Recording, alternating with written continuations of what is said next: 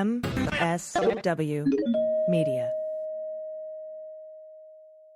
Hey everybody, it's AG and welcome to Refried Beans, where we play an episode of the Daily Beans podcast from the same week, either 1, 2, or 3 years ago, so we can see how far we've come. So please enjoy this episode from days gone by and note the date in the intro. Refried beans. I like refried beans. That's why I want to try fried beans, because maybe they're just as good and we're wasting time. News with swearing. Daily beans, daily beans. Daily beans, daily beans. Hello and welcome to the Daily Beans for Friday, December 15th, 2023. Today, a New York court has denied Trump's appeal of his gag order and then denied his request to appeal to the highest court. The jury has the Moss and Freeman defamation case against Rudy Giuliani. Jim Comer has a shell company. Associate Attorney General Vanita Gupta is leaving the Justice Department. The European Union opens accession talks with Ukraine. The Supreme Court leaves the Illinois assault weapons ban in place. And a judge rules that Elon Musk must sit for another deposition in the SEC's investigation into Twitter. I'm your host, Allison Gill. The schadenfreude for Elon never ends, and I don't think it will anytime soon. Hi, everybody. Happy Friday. Dana will be back next week. I'm very excited, but thank you again for hanging in there with me doing this solo. I appreciate that. Later in the show, we'll be joined by John Fugelsang. You should check out his show on SiriusXM Progress, channel 127. It's called Tell Me Everything. It's weeknights at 9 p.m. Eastern. Also, you do not want to miss this weekend's episode of the Jack podcast. I'll be joined with Andy McCabe, obviously, and you do not want to miss this weekend's episode of the Jack podcast. Along with Andy McCabe, who is always my partner in crime, or I should say in justice, we'll be joined by law professor and SCOTUS nerd, self-proclaimed, Steve Vladeck. And he's going to answer my questions, because I have many, about the Supreme Court taking up the Fisher case. That's the case about the obstruction of justice charge, 2 that Trump is facing, but this is for the Fisher case.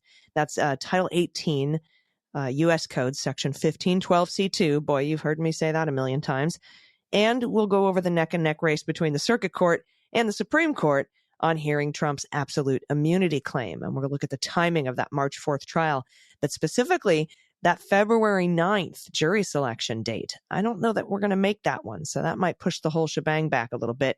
So tune in to that if you're wondering what the heck is going on with actus reus and mens rea and how the 1512 case could impact the Trump indictment. You don't want to miss it. I don't want to miss it. I have questions for the law professor, so we'll suss it all out together. And there is a Beans Patron Happy Hour tonight. It's at 4 p.m. Pacific, 7 Eastern. We'll go for an hour. I will take your political questions, and we will have cocktails and mocktails, the final happy hour of the year. This is because I will be off on the 29th. So if you're a patron and you have some questions, feel free to hop on, and we'll email you the link. And if you're not a patron and you want to become one, you can do that for as little as $36 a year. Head to patreon.com/Mueller, she wrote.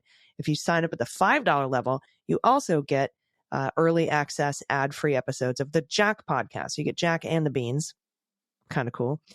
Again, we'll be doing that happy hour today at 4 p.m. Pacific time.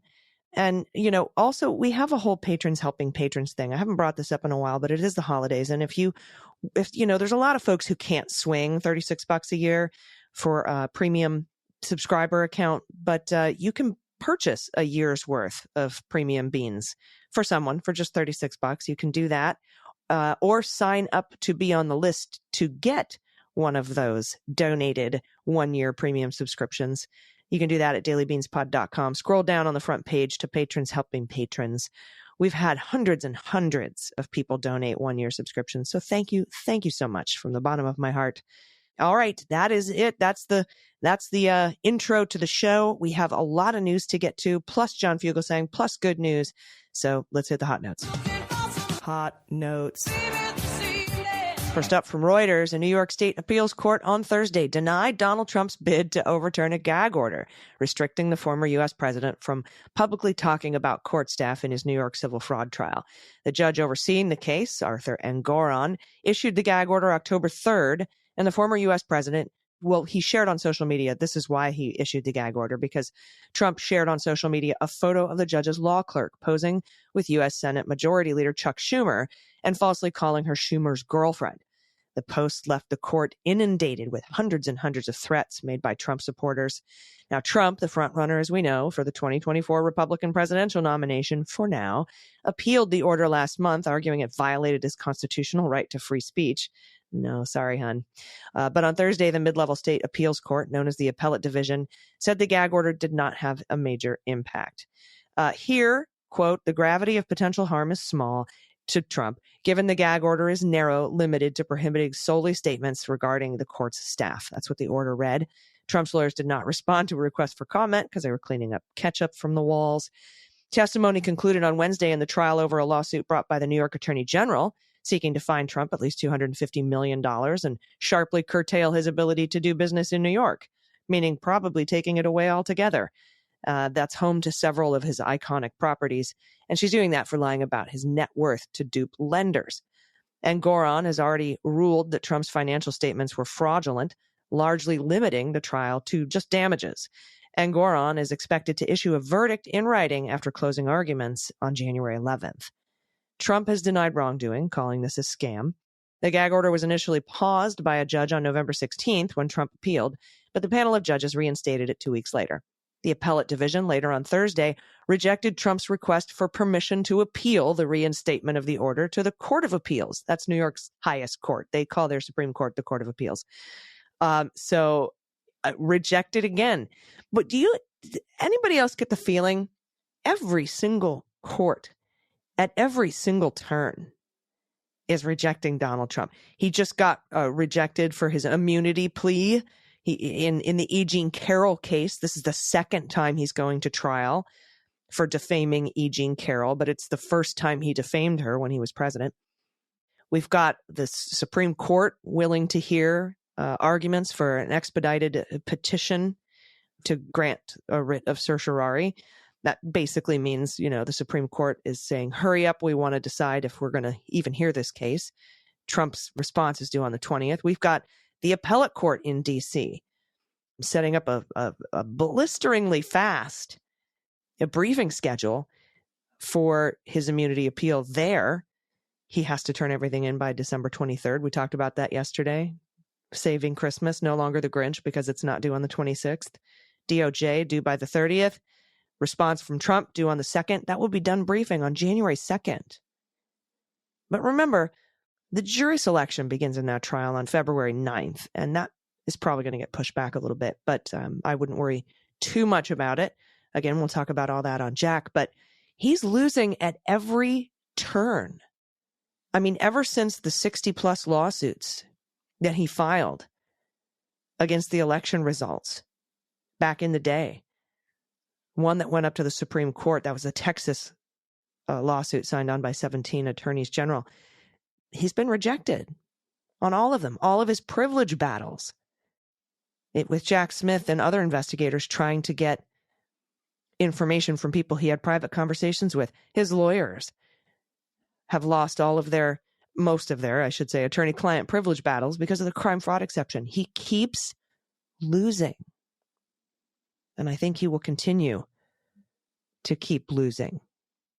I am a little bit concerned about what the court does with the 1512C2, but again, I'll be asking Steve Vladeck those questions when it comes up on Jack this weekend. But remember, he's charged with 2 other counts besides 1512 counts. And 1512C2, if that went away, it would negate the 1512K, the conspiracy to obstruct an official proceeding. But the other 2 counts, conspiracy against rights and defrauding the United States, are still there.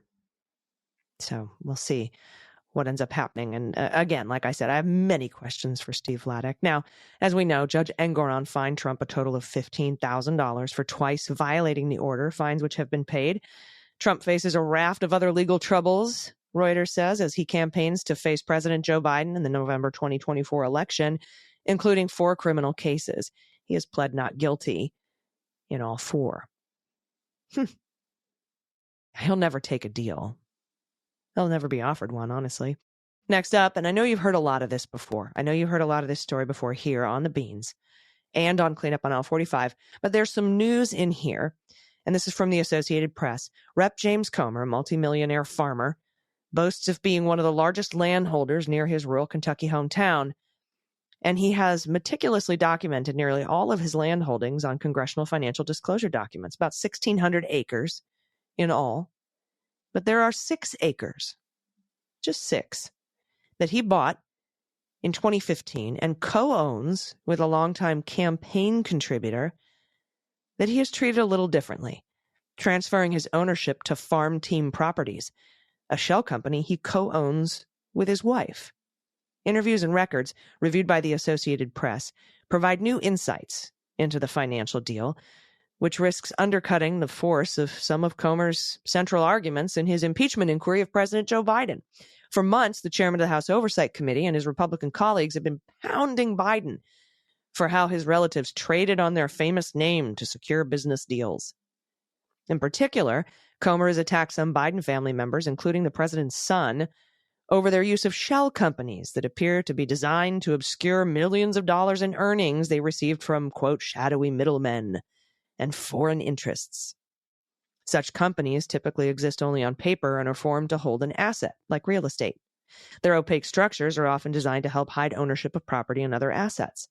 But as Comer works to, quote, deliver the transparency and accountability that the American people demand, oh, and by the way, that's a quote from him, he wants to deliver the transparency and accountability, even though during the vote, Democrats wanted to add an amendment to the impeachment inquiry about transparency, and the Republicans said no.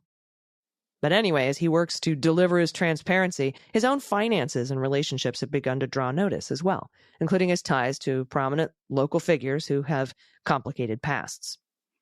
After Democrats blasted him for being a hypocrite after the Daily Beast disclosure of the company last month, that's what we talked about here on the Beans and over on Cleanup, Comer countered by calling a Democratic lawmaker a smurf, that's Moskowitz, by the way, and saying that the criticism was the kind of thing only dumb, financially illiterate people pick up on.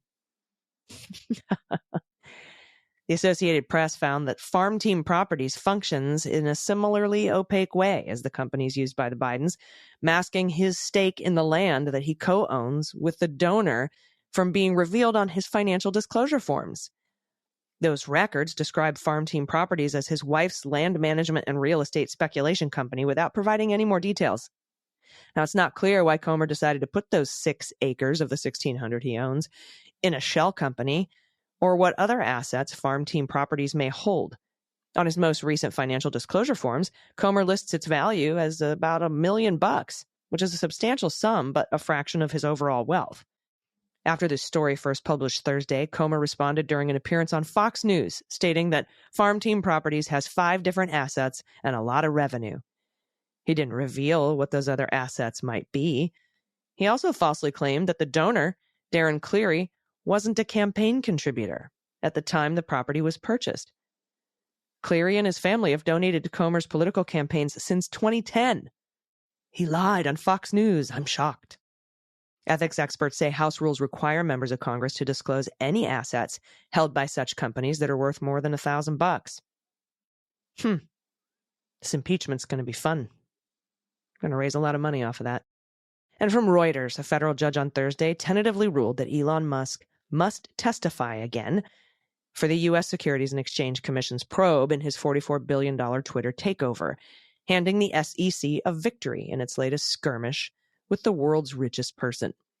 During a hearing in San Francisco, U.S. Magistrate Judge Laurel Beeler quickly rejected arguments by Musk's attorney that SEC officials do not have the authority to issue subpoenas, saying the agency has broad investigative powers and that no judge would, quote, second-guess an SEC probe. Beeler told the sides to figure out when Musk would sit for one more 4-hour deposition, or I'll make you do it. Quote, if you don't work it out, then it's in San Francisco in February, she said. The SEC sued Musk in October to compel the Tesla and SpaceX CEO to testify as part of an investigation into his 2022 purchase of social media giant Twitter, which he subsequently renamed X. Musk refused to attend a September interview for the probe. The agency is examining whether Musk followed the law when filing the required paperwork with the agency about his purchases in Twitter stock and whether his statements in relation to the deal were misleading. Thursday's face-off is the latest spat in a years-long feud between Musk and the top U.S. markets regulator, dating back to 2018 when he tweeted that he had funding secured to take the electric car maker private. The SEC has been probing Musk's Twitter takeover since April of 2022, when he first disclosed he had purchased stock in the company. Musk gave the SEC documents for its probe and testified via video conference for 2 half-day sessions, and the SEC said that in a filing. So he sat for 2 of these, 2 half-day sessions. It was considered 1 deposition. SEC attorneys said they have more questions from Musk after receiving new documents and had sought additional testimony in September, but Musk didn't comply. In response to the SEC's October lawsuit, Musk's lawyers urged Beeler, the judge, to deny the SEC's request, calling the probe misguided. Quote, the SEC's pursuit of Mr. Musk has crossed the line into harassment, they wrote in a filing last month. They also argued that based on a clause in the Constitution relating to official appointments, enforcement staff conducting the probe are not lawfully appointed and therefore lack the power to issue subpoenas. The judge said she's inclined to take the SEC's view on the issue, but I'll take a closer look before I issue the order. She's also conceding the demands of long-running investigations. They can be frustrating, she says, but she still sided with the SEC, emphatically dismissing Musk's attorney's arguments. You've got 1 more 4-hour deposition, 1 more day of depositions to survive, and it's over. It seems unlikely there's going to be any more hassle, she said. Musk and the SEC have been sparring since his funding secured tweet in 2018. Like I said, the SEC settled that case, but the commission sued Musk again in 2019 for breaching that settlement. The tweets also prompted a shareholder lawsuit. A jury in February found Musk was not liable for misleading investors. Over the years, the agency has opened multiple other probes into Musk and Tesla. In April of 2022, Musk disclosed he'd require 9.2% stake in Twitter. It was 11 days after the SEC's deadline for such disclosures. Musk initially indicated that regulatory filing that he planned to be a passive stakeholder, meaning he didn't plan to take over Twitter. Later that month, however, he announced plans to buy Twitter for $44 billion. He subsequently tried to get out of that deal, alleging Twitter was not disclosing the full extent of bot activity on its platform. After being sued to complete the deal, he closed his acquisition of Twitter in October of 2022. Next up from CBS, the Supreme Court on Thursday declined to block an Illinois law banning assault-style weapons, leaving the measure in place while proceedings before the federal appellate court continue. So that probably take about a year and a half or so, according to Law Dork. The decision from the justices, with no noted dissents, marks the second time they've declined to halt Illinois' statewide ban, which a gun rights advocacy group and gun shop owner argued violates the Second Amendment. It has also left in place a similar ordinance in Naperville, a suburb of Chicago. I hope I'm saying that properly, Chicago. The unsigned order from the court rejecting the request from the pro-Second Amendment organization comes on the heels of the latest spate of shootings, one at the University of Nevada, Las Vegas, and in Austin and San Antonio, Texas. The shootings have reignited now familiar calls from President Biden to Congress to pass a ban on assault weapons and high-capacity magazines. And next up from Hannah Rabinowitz at CNN, Associate Attorney General Vanita Gupta is leaving the DOJ after 3 years of overseeing some of the administration's most contentious legal issues, ranging from protecting abortion rights to criminal and police reform efforts, and that's according to the department. Gupta is the first woman of color and first civil rights attorney to hold the Justice Department's No. 3 post, which oversees the department's civil litigation sections, including antitrust enforcement, as well as civil rights and environmental and natural resources divisions. Her departure early next year is expected to come after the Justice Department completes its critical incident review of the law enforcement response to the Uvalde shooting. In a statement to CNN, Merrick Garland thanked Gupta for her work and being a trusted advisor. Quote, Vanita's commitment to the pursuit of justice and her relentless focus on bringing people together to find common ground has made her an incredibly effective leader in dealing with some of the most complex challenges facing the American people. Vanita has played an essential role in our work to fulfill DOJ's mission to uphold the rule of law, keep our country safe, and protect civil rights. I am confident that her enormous contributions to the department will continue to be felt long after her departure. And our final story today, This is from the Times. European Union leaders agreed Thursday to officially open accession negotiations for Ukraine to join the bloc, to join the EU. It's an important breakthrough for Kyiv as it tries to bolster support from its allies. Charles Michel, the president of the European Council, announced the decision on Twitter. The move came at a crucial time for President Volodymyr Zelensky, who had just returned from a bruising visit to the United States, where he pled for desperately needed money for his war effort that was being held up by Republicans. Even though the accession to the EU will take years, the announcement on Thursday was symbolic. It was a symbolic win that's likely to rile President Putin of Russia, who has decried Ukraine's European ambitions as a form of aggression. The European Union also approved accession talks for Moldova. Remember Moldova? Remember the guy Trump pushed out of the way at the summit? Yeah, that's Moldova, the impoverished neighbor to Ukraine's south that's also threatened by Russia. Both nations have struggled to overcome entrenched corruption, which has hindered progress toward EU membership. At the start of the EU meeting on Thursday, Prime Minister Viktor Orban of Hungary said he planned to veto an official opening of Ukrainian accession talks, arguing that the country was not ready and that Ukraine's entry would be bad for the bloc and for Hungary. But in the end, Orban appears to have abstained from the decision to let the talks begin. Actually, he walked out so he wouldn't have to vote. The next immediate hurdle for Ukraine in the two-day EU summit is to secure 50 billion euros. It's about $52 billion in aid for the country. Mr. Orban, who has in the past delayed some EU sanctions against Russia and is seen as Putin's closest ally in the bloc, said the aid should come only after Europe-wide elections planned for the summer, which we are totally going to be interfering with. Meanwhile, we're still trying to get Ukraine funded here in the U.S. Senator Schumer says the Senate will be here next week to continue talks, but the House has gone home for the holidays to hide from their constituents back at home. All right, everybody, stick around. After this break, we have John Fugelsang, and then that will be followed by the good news. Stick around. We'll be right back. After these messages, we'll be right back.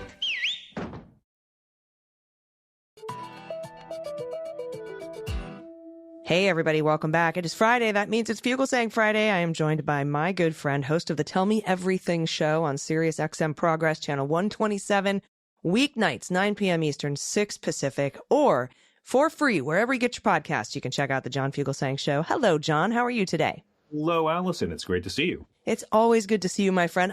I'm so happy that we have this weekly time together because, you know, your insights, I think, are just so on point. And it's always also just good to see my friend every week. So thanks for being here. Well, I appreciate that. It's really a pleasure to come over here and drag your show down to my level every week. And and likewise, it's great to come here and I can sell all my Donald Trump NFTs to your fans. So we'll get to that.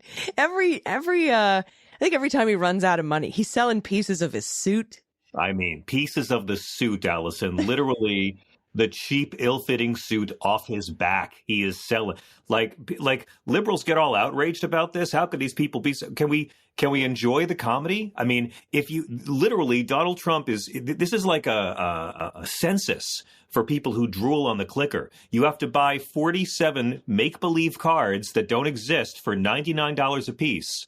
And then if you give Mr. Trump $4,653 for the 47 imaginary cards, you get a 1-inch piece of cloth from the suit that he says was the most historically significant artifact in history. The surrender suit.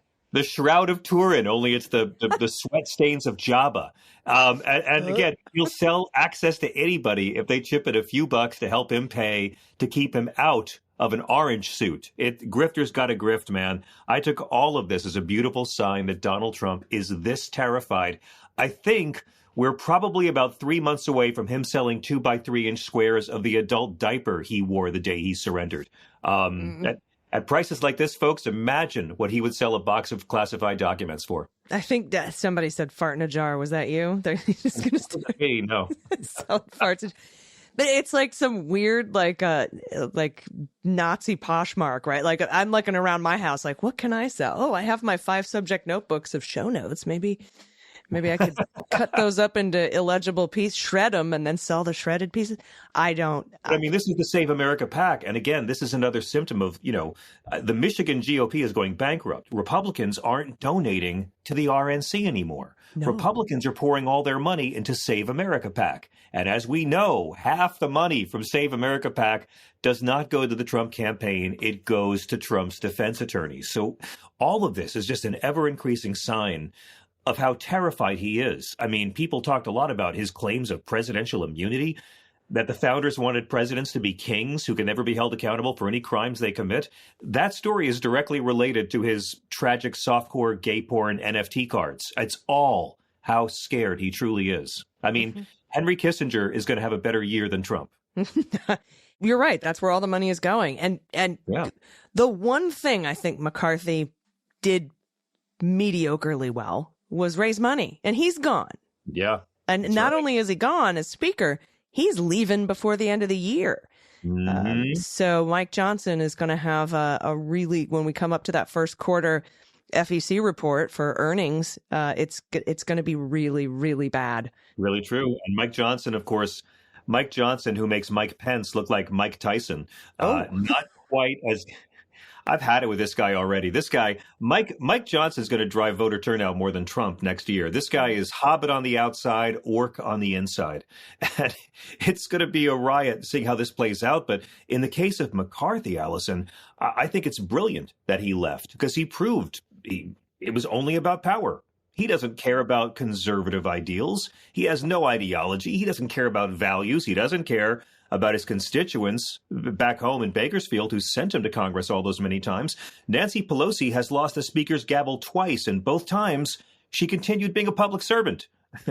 But no, Kevin is, screw you guys, I'm going home. And right away, he has to reveal that he's no different than Trump. He's no different than George Santos. They were all just about the grift. They absolutely were, my friend. And, speaking of Mike Johnson and his kind of weird Christo-fascist view of the nation, I think his dreams are coming true in Texas because of what we saw this week with Kate Cox, a woman who was 20 weeks pregnant. Her fetus was diagnosed with trisomy 18. She had to beg the court, the death panel. She had to beg the death panel to get care. They allowed her, but only because she wanted to preserve her fertility. It had nothing to do with her own bodily autonomy. That is correct. And then the Texas Supreme Court said, hang on a minute. And they waited. And so she had to go seek her care out of state. And first of all, I want to, in light of this, thank the Pentagon for enacting the policy that grants leave to people who seek abortion care in states where these abortions are banned. Because when I wrote that op-ed about that was my very first thought, is that there would be people trapped in states begging the court, begging the state to get health care, life-saving health care. And the Texas Supreme Court comes back and says, you didn't say the magic words that the mother's life was in danger. So wait a minute, no. Allison, so you're saying that women who enlist in the armed forces and are willing to risk their lives to protect this society should have control over their own bodies? My God, both sides have gone completely insane. Both sides have gone crazy. I know, it's weird. And if you want to look at it from a really neat, kind of interesting point of view, once you join the military, you belong to the government. You are government property. This particular government wants you to have that choice. Yep. This federal government wants you to have that choice.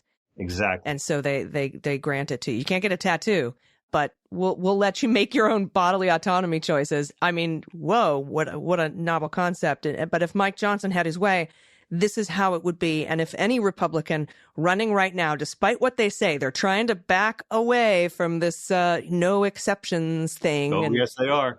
So like they've even got Ann Coulter out there now, and everyone's like, oh, I agree with Ann Coulter. Don't fall for it. She is out there to help untether the Republican Party from That's this all it is. no exceptions thing. And if they get in the White House, this is what it's going to be like nationwide. So not only do we have to prevent that from happening, but we've got to help Texas and these red states take back the rights to bodily autonomy as well, because that was just disgusting. It was, it reminds me of that old Stetler tweet. Oh, quit overreacting. We're nowhere near Gilead. It is happening in Texas. Yeah. What a shitty cult. You know, what a low-rent, fake Christian, empty platform, Putin-groveling, no legislative agenda-having, woman-controlling, shitty cult. At least the Mother of God cult had like hallucinogens and weed. Oh, listen, Ann Coulter comes out and tells the truth about one thing and loses her followers. Welcome to Liz Cheney Island, Ann. You told the truth about one thing, and now the cult is giving you what they deserve. Can I just say before I mention Miss Cox that are we allowed to cuss on your beautiful show, Allison? Yep. Am I allowed to say that I am fucking furious that these mediocre, low-wattage men like Mike Johnson, like Donald Trump, like Ken Paxton, like Greg Abbott, these mediocre, moral men are so myopically unaware that they have no fucking moral right to control my wife's body, you little fucking bitches. I am so tired of the women in my life not having control of their own bodies anymore because of these mediocre non-men who want the government to take away my wife's freedom. Because what? Because they're Christian? Well, Christ never mentions abortion, you pious frauds. Christ is against the death penalty, and you guys have that for breakfast. I need men, Allison, to rise up next year. And I'm sorry, it's time for the fucking men to take their place in the pro-choice movement and say, you motherfuckers don't get to have power over my wife's body. How dare you? How dare a Mike Johnson think he can get off believing he can force tax-paying citizens to be pregnant against their will and still call himself a patriot, still call himself an American, and still call himself a goddamn man. An embryo is not a baby, okay? If you can freeze something for 35 years and it's still alive, then it's not a baby. And in the case of Kate Cox, this to me is the only story that the Democrats should be talking about for the next 8 months. Through September, Texas only had 34 legal abortions performed in the state this year. Through September, only 34 legal abortions. We don't know how many abortions were actually performed. We know only 34 safe, legal, regulated ones were performed because, again, abortion bans are golden tickets for these Dr. Kermit Gosnell butcher clinics. It used to be, like in 2020, it was more than 50,000 abortions happened in Texas by September. This year, only 34. And this case is unusual for many reasons. She filed it during her pregnancy. There's that other case going on right now in Texas where the group of women with the Center of Reproductive Rights are seeking just to get clarified what the wording is for the medical exceptions to the abortion bans in Texas. But like, these are life-affirming options rather than abortion. They're saying we want. What was it? The Texas Right to Life tweeted, "We mourn the decision to take baby Cox's life rather than give her every chance at life." There are life-affirming options rather than abortion. Can I say something, Allison, about these godless, fake Christian motherfuckers? The only other life-affirming option is the government forcing Kate Cox to have a baby that will swiftly die in suffering agony while harming her ability to have more children, you woman-hating, godless, fake Christians. This shows it's not about pro-life. They're not Christian. It really, really is control of women. They identify as Christian. They boast of their devotion to Christ. Christ is a goddamn prop they wave around in the air. But they force public schools to post Bible passages, but never anything Jesus said. They're Christian nationalists. They defecate on the teachings of Jesus. These are the people who think turn the other cheek in Texas means the most executions of any other state. They think welcome the stranger means put razor wire in the Rio Grande to slaughter children and refugees when they try to cross over. These people bear and spread false witness for Trump, and they try to make the rich richer and the poor poorer. They're not Christian. Women are dying, losing their uteruses, going through these evil, unnecessary delays or withholding of procedures, and they were trying to force this woman to give birth to a baby that would die in agony shortly after birth. I'm tired of the media calling them Christian, and I'm tired of the media calling them pro-life. We saw this with Nancy Davis, the woman in Louisiana who had a headless fetus in her body and had to travel all the way to Florida for a legal abortion.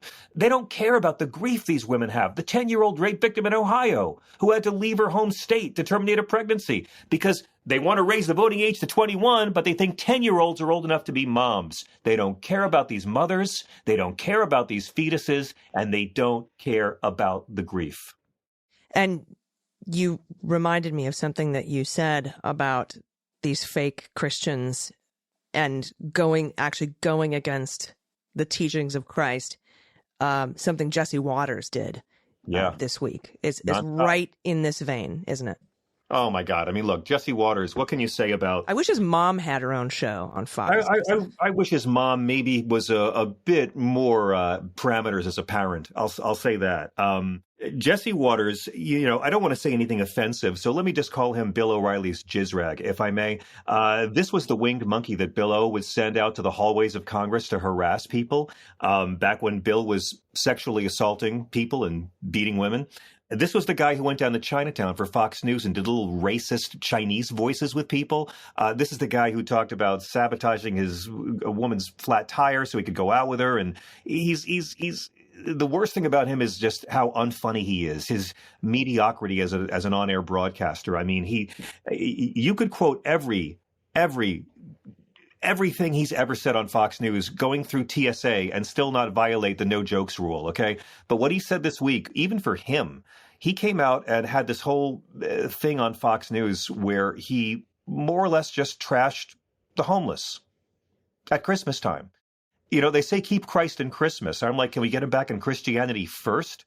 He came out to stigmatize the homeless and say how they failed. If you're homeless in this country, well, clearly you failed, and I support stigmatizing the homeless. Like, he literally said that.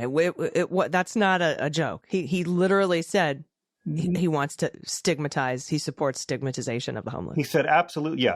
I mean, and they have to. I mean, this is what they do. They have to stigmatize the poor and the homeless, because if they don't, they might accidentally feel empathy. And empathy means woke. And woke is bad, and Fox is for racists who drool on the clicker. This is what they do. They have to dehumanize their fellow human beings. It's so Christ-like. That's what fascists do. It's like calling them vermin, saying an infestation, calling the Christian refugees at our southern border illegals. They have to use dehumanizing language. And so they never miss an opportunity to be the party of hate. Instead of pulling a struggling person up, they want to push them further down and take their dignity away, because punching down is how right-wingers do it. America first. So there's no fund. We can't fund Ukraine. We can't stop Putin's Hitler-like invasion into Ukraine because America first, but fuck you homeless people. I mean, this guy cannot understand the size and thickness of the dildo karma will use on him for all generations. I saw the clip and it was like Jesse Waters' new Christmas album, Fuck You, Jesus, and Everything You Stand For. And think about it. Jesse Waters, who are his heroes? Roger Ailes, Bill O'Reilly, Elon Musk, Donald Trump, all of them failures. I support stigmatizing right-wing bags of liquid crap like Jesse Waters, because if you're working on Fox and that's your career, you failed. Our homeless are veterans, and he's saying they're failures. Our homeless are single parents who've been evicted in the cold, and he's calling them failures. This is Fox News Christianity. There's no room at the inn, and stay the fuck away from our manger. That's how I know that they aren't actually Christians, because if they believed in hell, they would be afraid of going there. I'm sorry, you get me all worked up today on a Friday. That's okay. It's how we do. But there's a lot of people who are extremely frustrated, including myself. And before I let you go, if there wasn't enough hypocrisy, there's a little bit more today with Jim Comer and his shell company. And then their interesting subpoena of Hunter Biden before they voted for an impeachment inquiry. So that's not going to stand. No. And of course, I think the best part, though, is Abby Lowell, Hunter Biden's lawyer, filing a motion to dismiss on separation of powers grounds. So every time a Republican member of Congress goes after Hunter Biden, it helps their case for separation of powers, dismissal, pretrial dismissal. But that didn't stop the hypocrite Republicans from finally getting some legislation passed, or finally passing a resolution. And that's an impeachment inquiry based on zero evidence into the president. Well, I take this as a sign of how terrified Mike Johnson is. I mean, I didn't hear the media spin it that way, but Mike Johnson was saying how there wasn't a case for impeachment, 3 weeks ago. Oh, yeah, And that there was none. Like he was adamant about it. He knew it. He told the truth. And then he found out the only way he's going to keep his shiny new job is if he works with Democrats to keep the government from shutting down. To adults with room temperature IQ or above, that makes a lot of sense. But to Mike Johnson, it's a death sentence. So that's why he did it. Right away, it's just, here's some red meat I can throw back to the Nazi wing of my caucus, to guys like Matt Gaetz, who is Satan's bidet in a bad suit. And they have to do all this because there's three things to remember, right? Number one, Donald Trump has been a criminal his entire adult life.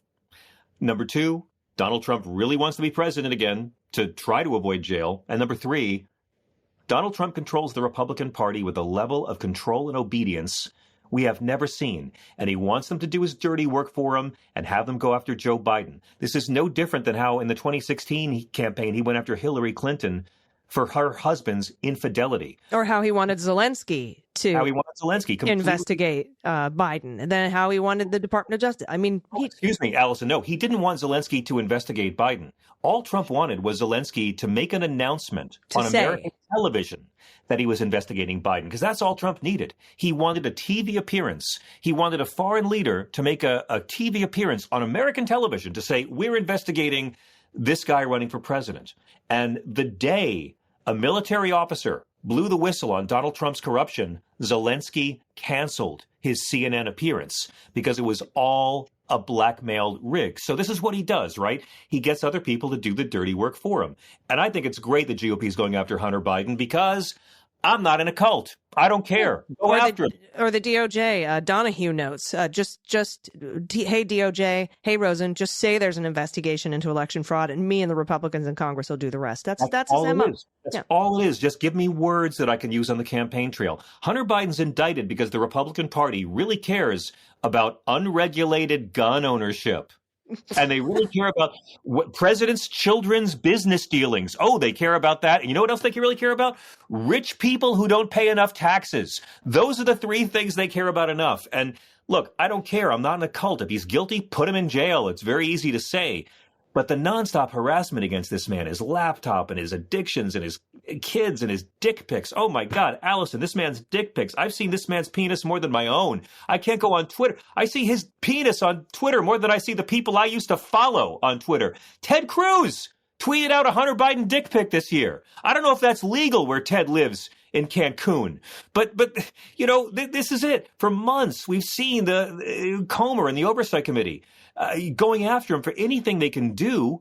And again, did Hillary Clinton need closed-door private interviews on Benghazi when she gave 11 hours? No, she didn't. So why is there a different standard for Hunter Biden? Because Hillary Clinton showed up and handed them their asses on TV, and they know that's exactly what's going to happen. And I love seeing fans of Bill Barr and Andy Biggs and Meadows and Pence and Scott Perry and Mo Brooks and Jim Jordan suddenly really care a lot about congressional subpoenas. Why are they doing it?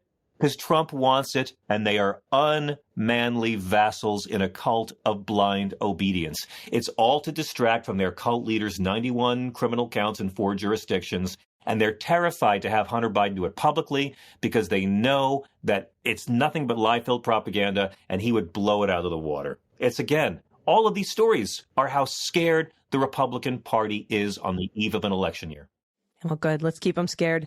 I appreciate you, my friend. Everybody tell me everything on Sirius XM Progress, Channel 127, weeknights, 9 p.m. Eastern, 6 Pacific, and, of course, the John Fugelsang podcast, wherever you get your podcasts. My friend, John Fugelsang, thank you so much for joining me today. Allison, your show is dramatically great. Thank you so much for making me smarter. I really appreciate it.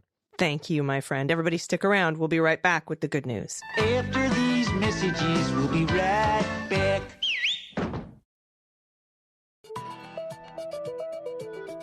Everybody, welcome back. It's time for the good news. Who likes good news? Everyone? Then good news, everyone.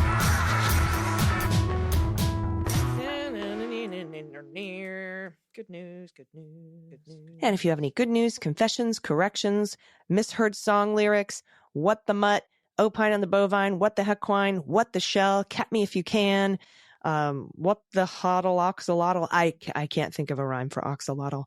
If you want to give a shout out to a loved one, your spouse, yourself, I love self shout outs, your kids, a great friend, just somebody important for the holidays, you can send that to us as well. Or just, and it doesn't have to be the holidays. It can be keep Christmas with you all through the year.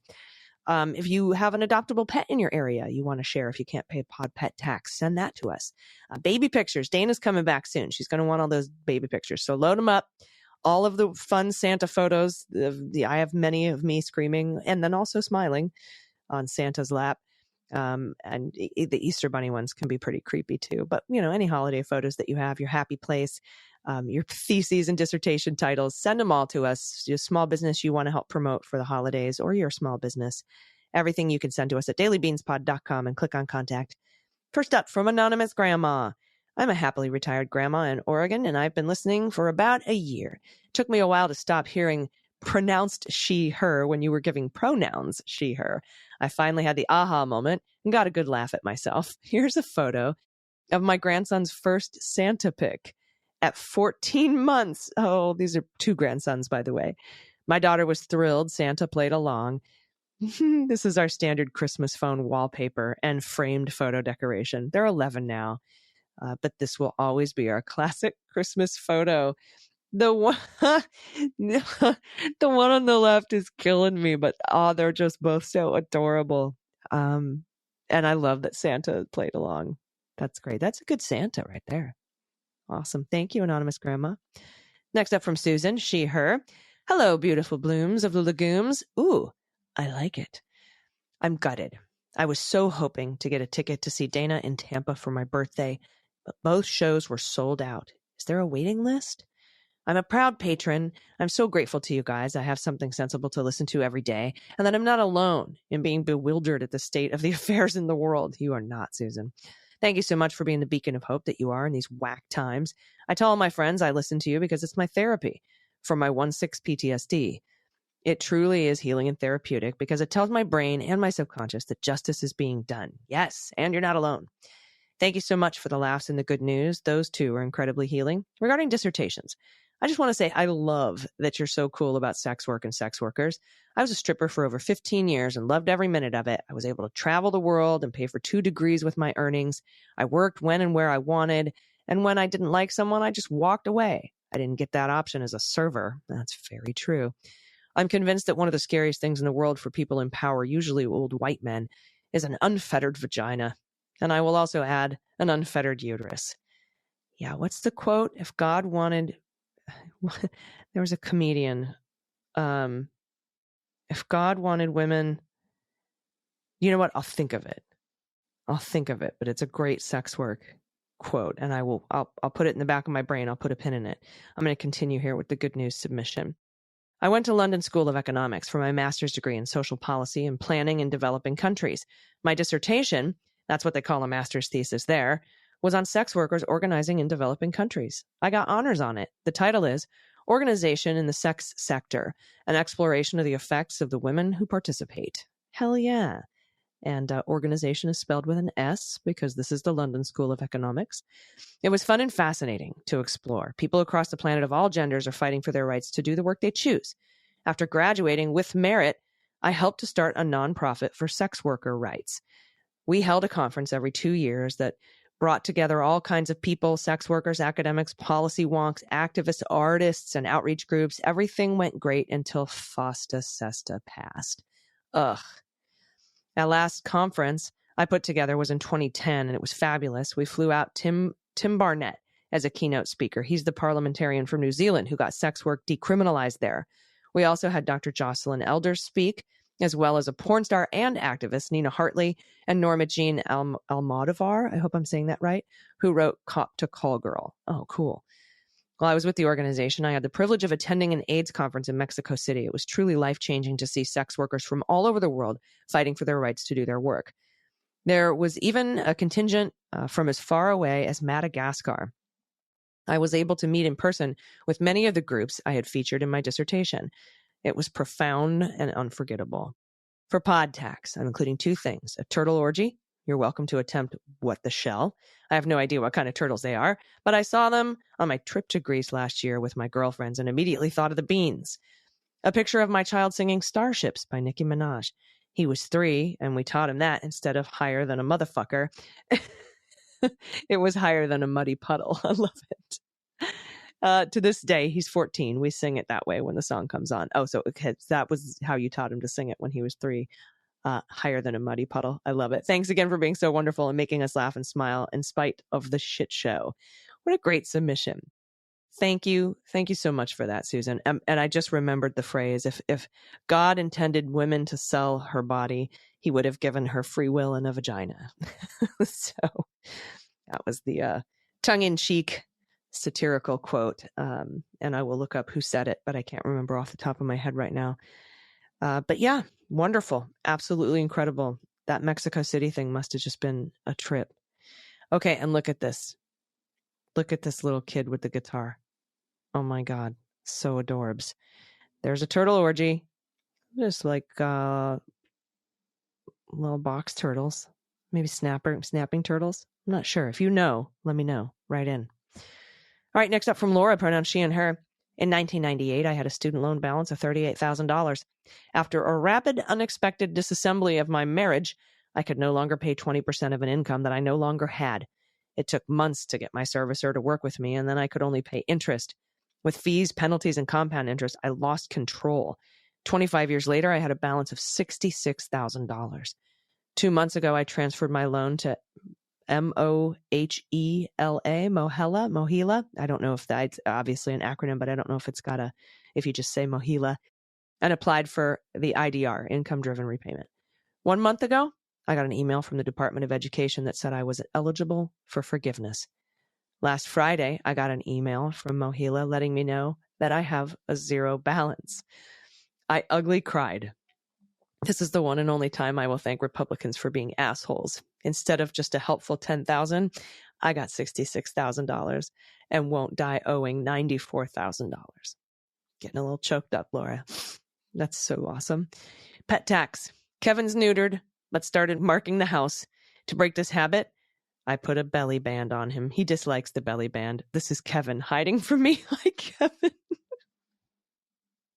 I had a cat named Kevin. Kevin's a great pet name.